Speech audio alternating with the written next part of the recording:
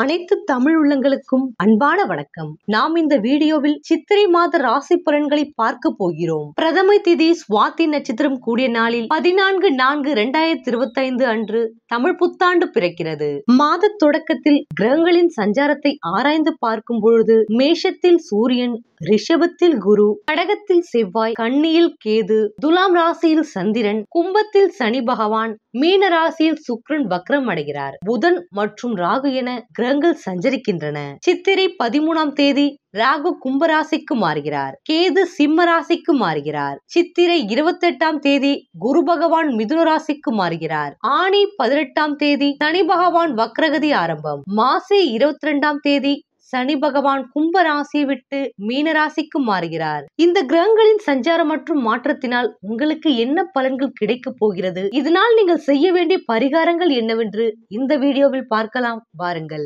துலாம் ராசி அன்பர்களே, தமிழ் புத்தாண்டு ராசி பலன்களை பார்க்கலாம். இந்த புத்தாண்டு குரு சுக்கிர பரிவர்த்தனையோடு பிறக்கிறது. புத சுக்கிர யோகமும் நீச்சபங்க ராஜயோகமும் ஆண்டின் தொடக்கத்தில் இருக்கிறது. அது மட்டுமல்லாமல் ராகு, கேது, குரு, சனி ஆகிய 3 மாபெரும் கிரகங்களின் பெயர்ச்சியும் நிகழவிருக்கிறது. அவற்றின் பலனால் மாற்றங்களும் ஏற்றங்களும் வந்து கொண்டே இருக்கும். இடையில் குரு பகவான் அதிசாரமாக கடகராசிக்கு செல்ல இருக்கிறார். அதோடு குருவின் வக்ரமும் சனியின் வக்ரமும் நடைபெறுவது, சனி செவ்வாய் பார்வை காலமும் சேர்க்கை காலமும் ஏற்படுவதால் இந்த கிரகங்களின் சுழற்சிக்கு ஏற்ப உங்களுக்கு வளர்ச்சியும் தளர்ச்சியும் மாறி வரும். தளர்ச்சி ஏற்படும் போது பஞ்சமஸ்தான பலமறிந்து யோக பலன் பெற்ற நாளில் வழிபாடுகளை மேற்கொண்டால் எதிர்ப்புகள் அனைத்தும் நிறைவேறும்.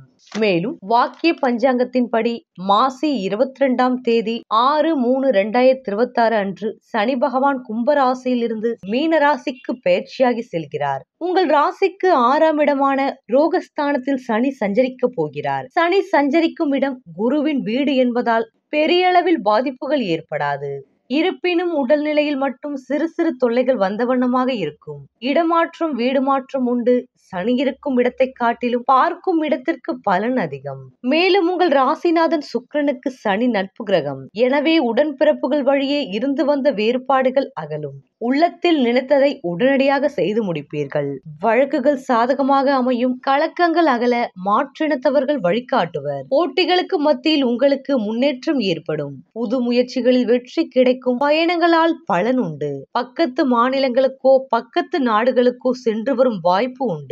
சொத்து வாகனத்தில் பயணிக்கும் வாய்ப்பும் உள்ளது. மேலும் வாக்கிய பஞ்சாங்கத்தின்படி இதுவரை உங்கள் ராசிக்கு 6ஆம் இடத்தில் சஞ்சரித்து வந்த ராகு பகவான் 26/4/2025 அன்று 5ஆம் இடத்திற்கு வருகிறார். இதன் விளைவாக பூர்வ புண்ணிய ஸ்தானம் பலப்பெறுகிறது. எனவே பூர்வீக சொத்துக்கள் சம்பந்தப்பட்ட பிரச்சனைகள் நல்ல முடிவிற்கு வரும். பிள்ளைகளின் வழியில் விரயங்கள் உண்டு. அதை சுப விரயமாக மாற்றி அமைத்துக் கொள்ள எடுத்த முயற்சி கைகூடும். அண்ணன் தம்பிகளுக்குள் அனுசரித்து செல்வது நல்லது. புதிய சொத்து வாங்குவது பற்றி சிந்திப்பீர்கள். உத்தியோகத்தில் மேலிடத்து ஆதரவு உண்டு. 11ஆம் இடத்தில் கேது சஞ்சரிக்க போவதால் பழைய கடன்களை அடைக்க எடுத்த புது முயற்சி வெற்றி தரும். தொழிலில் எதிர்பார்ப்பதை காட்டிலும் கூடுதல் லாபம் கிடைக்கும். பங்குதாரர்கள் மேல் முதலீடு செய்து தொழிலை விரிவு செய்ய வேண்டும் என்று கட்டாயப்படுத்துவர். வெளிநாட்டில் உள்ள நண்பர்கள் மூலம் சில உதவிகள் கிடைக்கும். அரசியல் ஈடுபாடு கொண்டவர்களுக்கு நல்ல பொறுப்புகள் கிடைக்கும். அது மட்டுமின்றி மக்கள் செல்வாக்கும் அதிகரிக்கும். பொன்பொருள் சேர்க்கை உண்டு. இக்காலத்தில் சர்ப்ப கிரகங்களுக்குரிய வழிபாடுகளை முறையாக மேற்கொண்டால் சந்தோஷத்தை தக்க வைத்துக் கொள்ளலாம். மேலும் வாக்கிய பஞ்சாங்கத்தின்படி சித்திரை 28ஆம் தேதி 11/5/2025 அன்று குரு பகவான் மிதுன ராசிக்கு பயிற்சியாகி செல்கிறார். உங்கள் ராசிக்கு 1, 3, 5 ஆகிய இடங்களை பார்க்க போகிறார். எனவே அந்த இடங்கள் எல்லாம் புனிதம் அடைகின்றன. இதனால் யோசித்து செய்யாத காரியங்களில் கூட வெற்றி கிடைக்கும். குடும்பத்தில் ஒற்றுமை பலப்படும். மகிழ்ச்சி அதிகரிக்கும். சொத்துக்கள் வாங்குவது பற்றி முடிவெடுப்பீர்கள். சொந்தங்களில் ஒரு சிலர் உங்களை விட்டு விலகி இருக்கலாம். அவர்கள் இப்பொழுது உங்களோடு வந்திணைய வாய்ப்பும் உண்டு. சண்டை சச்சரவுகள் தீரும். சமாதான கொடி பறக்கும். உத்தியோகத்தில் உங்கள் கை ஓங்கும். முன்னேற்ற பாதையில் அடியெடுத்து வைக்க நண்பர்கள் வழிகாட்டுவர். சகோதர பாசம் அதிகரிக்கும். நிலையான வருமானத்திற்கு வழியமைத்துக் கொள்வீர்கள். அரசியல் களத்தில் உள்ளவர்களுக்கு நல்ல பொறுப்புகள் கிடைக்கும். அரசாங்க வேலையும் கிடைக்கும். பிள்ளைகளின் எதிர்கால நலன் கருதி எடுத்த முயற்சி வெற்றி பெறும். கொடுக்கல் வாங்கல் சீராகவும் சிறப்பாகவும் இருக்கும். உத்தியோகத்தில் சிறப்பாக பணிபுரிந்து உயர் அதிகாரியின் பாராட்டுகளை பெறுவீர்கள். மேலும் வாக்கிய பஞ்சாங்கத்தின்படி 18/11/2023 முதல் 17/3/2026 வரை கடக ராசியிலும் மிதுன ராசியிலும் குரு பகவான் வக்ரம் பெறுகிறார். இந்த வக்ர காலம் வளர்ச்சிக்கு மிகுந்த நன்மையை வழங்கும். உங்கள் ராசிநாதன் சுக்கிரனுக்கு பகை கிரகமானவர் குரு என்பதால் வக்ர காலத்தில் வளர்ச்சி அதிகரிக்கும். வியாபாரம் மற்றும் தொழில் வெற்றி நடை போடும். உத்தியோகத்தில் உயர் பதவி கிடைத்து மகிழ்ச்சி அடைவீர்கள். இதுவரை உயர் அதிகாரிகள் உங்களுக்கு தர மறுத்த சலுகைகளை இப்பொழுது வழங்க முன்வருவர். 2/7/2025 முதல் 17/11/2025 வரை கும்பராசியில் சனி வக்ரம் பெறுகிறார். உங்கள் ராசிக்கு 4 மற்றும் 5 ஆகிய இடங்களுக்கு அதிபதியானவர் சனி. அவர் வக்ர காலத்தில் ஆரோக்கியத்தில் அடிக்கடி அச்சுறுத்தல் ஏற்படும். குடும்பத்தில் கருத்து வேறுபாடுகள் ஏற்படாமல் இருக்க விட்டு கொடுத்து செல்ல வேண்டியது அவசியம். பிள்ளைகளாலும் பிரச்சனை, பிறராலும் பிரச்சனை என்ற நிலை ஏற்படும். பத்திரப்பதிவில் தடைகள் வரலாம். இக்காலத்தில் மிக மிக கவனத்தோடு செயல்பட வேண்டும். மேலும் புரட்டாசி 22ஆம் தேதி 8/10/2025 அன்று கடகராசி அதிசாரமாக செல்லும் குரு பகவான் அங்கு உச்சம் பெறுகிறார். அதன் பார்வைக்கு பலன் கிடைக்கும். தொழில் வளர்ச்சி சிறப்பாக இருக்கும். வருமானம் எதிர்பார்த்தபடி வந்து சேரும். கட்டிடம் கட்டும் முயற்சி கைகூடும். உத்தியோகத்தில் இதுவரை எதிர்பார்த்து காத்திருந்த வெளிநாட்டு அழைப்புகள் இப்பொழுது வரலாம். சக பணியாளர்களால் ஏற்பட்ட பிரச்சனை அகலும். வியாபாரம் சூடு பிடிக்கும். கொடுக்கல் வாங்கல் சரளமாகும். திரும்பி சென்ற வரன்கள் மீண்டும் வந்து முடிவாகும்.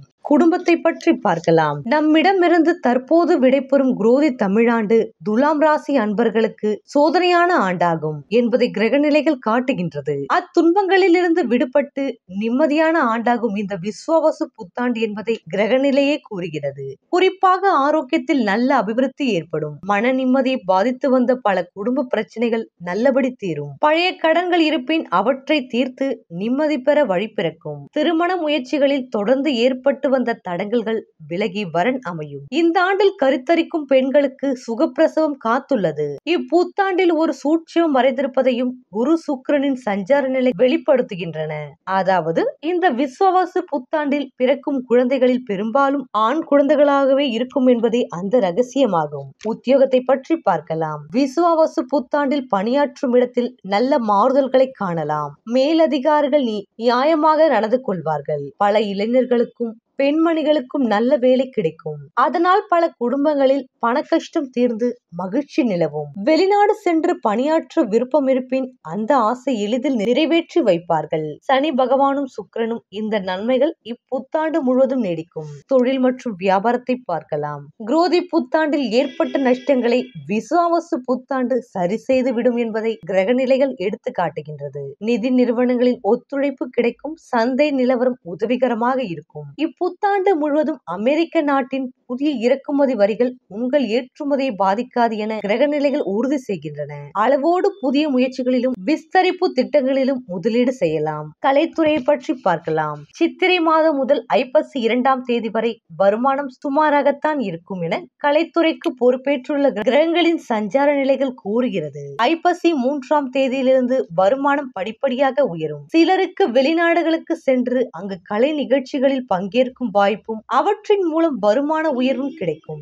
ஆண்டின் முதல் பகுதியான 6 மாத காலம் சிக்கனமாக இருப்பது அவசியம் என்பதையும் கிரகநிலைகள் கூறுகிறது. நாம் எப்பொழுதும் நம் வாழ்க்கையில் எந்தெந்த விஷயங்களிலும் முன்னெச்சரிக்கையாக இருப்பது நன்மை தரும். அரசியல் துறையினரை பற்றி பார்க்கலாம். விஸ்வாவசு தமிழ் புத்தாண்டின் சித்திரை மாதம் முதல் புரட்டாசி முடியும் வரை அரசியல் துறையினருக்கு அஸ்தமன காலம் என கூறுகிறது ஜோதிட கலை. ஐப்பசி மாதத்திலிருந்து மீண்டும் கட்சி பணிகள் தீவிரமாகும். தொண்டர்களுக்கிடையே செல்வாக்கு அதிகரிக்கும். நீங்கள் மிகவும் எச்சரிக்கையுடன் செயல்பட வேண்டிய காலகட்டம் இது என்பதை கிரகநிலைகள் கூறுகிறது.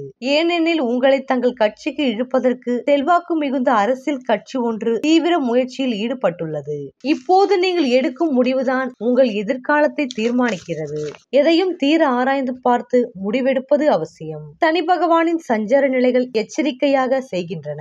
மாணவரை பற்றி பார்க்கலாம். விஸ்வாவசு தமிழ் புத்தாண்டு ஆரம்பத்திலிருந்து புரட்டாசி முடியும் வரையில் கல்வித்துறைக்கு ஆதிபத்தியம் கொண்டுள்ள கிரகங்கள் சுபபலம் பெற்றுள்ளதால் படிப்பில் நல்ல முன்னேற்றம் ஏற்படும். பாடங்களில் மனம் ஆர்வத்துடன் ஏற்படும். தேர்வுகளில் நல்ல மதிப்பெண்களை பெற்று மகிழ்வீர்கள். ஐப்பசி மாதத்திலிருந்து பங்குனி முடியும் வரை படிப்பில் சிறிது கவனக்குறைவு ஏற்படும். பிற மாணவ மாணவியருடன் நெருங்கி பழகுவதை தவிர்த்தல் அவசியம். விடுதிகளில் தங்கி படிக்கும் மாணவ மணிகள் கட்டுப்பாட்டான பழக்க வழக்கங்களை கடைபிடிக்க வேண்டும். குறிப்பிட்ட நேரங்களில் படிப்பது, ஓய்வெடுப்பது, உறங்குவது, விளையாடுவது என்பதில் கவனமாக இருத்தல் அவசியம். பெண்மணிகளை பற்றி பார்க்கலாம். பெண்மணிகளின் மன நிம்மதியை பாதித்து வந்த பல குடும்ப பிரச்சனை இப்புத்தாண்டில் நல்லபடியாக தீர்ந்து மன அமைதியை ஏற்படுத்தும். மணமாலைக்கு காத்துள்ள கன்னியருக்கு தடங்கல்கள் விலகி நல்லவரன் அமையும். வேலை இல்லாத நங்கையருக்கு இப்புத்தாண்டில் நல்ல வேலை கிடைக்கும். சுக்கிரன் உங்களுக்கு ஆதரவாக சஞ்சரிப்பது பெண்மணிகளுக்கு பல நன்மைகளை பெற்று தரக்கூடிய கிரக சஞ்சார நிலையாகும். பரிகாரம்: உங்கள் வீட்டிற்கு அருகிலுள்ள திருக்கோவில் ஒன்றில் சனிக்கிழமை தோறும் மாலை நேரத்தில் 1 மண் அகலில் எள்ளெண்ணெய் தீபம் ஏற்றி வந்தால் போதும். ஒவ்வொரு துளி எண்ணெயின் பரிகார சக்தியும் அளவற்றது.